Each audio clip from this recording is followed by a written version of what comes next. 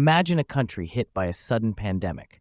Hospitals overflow, supply chains collapse, and the economy grinds to a halt. Within hours, leaders meet in emergency rooms of power, debating lockdowns, stimulus packages, and vaccine rollouts. Every decision can save lives or destroy livelihoods. But behind these dramatic moments lies a deeper science. How do governments actually make policies? That's the art and science of policymaking, the invisible engine that drives every nation. Welcome back to the Learning Studio. You're watching our political science series, and today we're starting a brand new section, Public Policy and Governance, where we'll learn how governments make, implement, and evaluate decisions that affect millions of lives.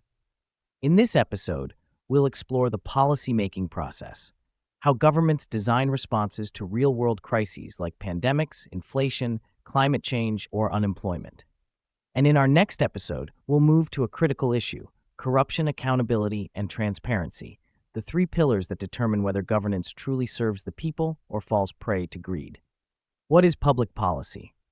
At its simplest, public policy is whatever governments choose to do or not to do in response to public problems.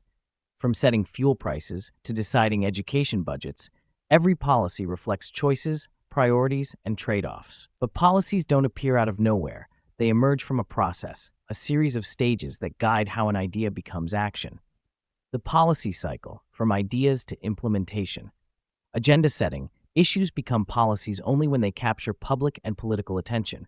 Media, protests, research, and crises push problems onto the government's agenda. Example: COVID-19 made healthcare systems a top priority overnight.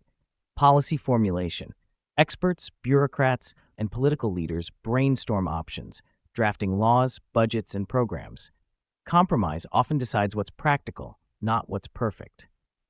Decision-making: governments choose among alternatives, guided by ideology, data, and sometimes politics.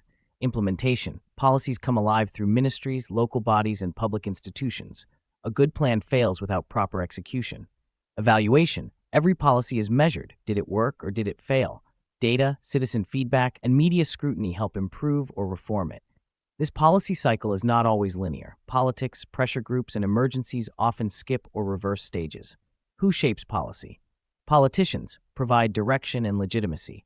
Bureaucrats draft and enforce laws. Experts and think tanks offer research and solutions.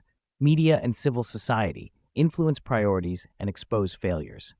International actors, institutions like the IMF or WHO, often shape domestic policies through funding and global norms.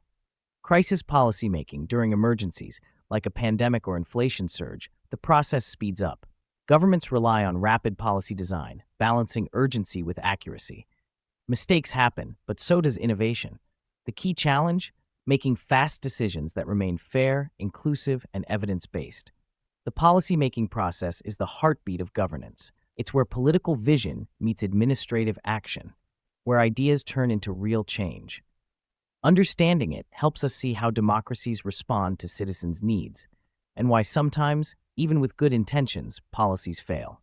And that's today's lecture on policy-making processes, the roadmap behind every decision that shapes our societies. In our next episode, we'll shine a light on corruption, accountability, and transparency, exploring how power can be abused and how strong governance systems keep it in check. This is the Learning Studio, where learning never stops. See you in the next episode.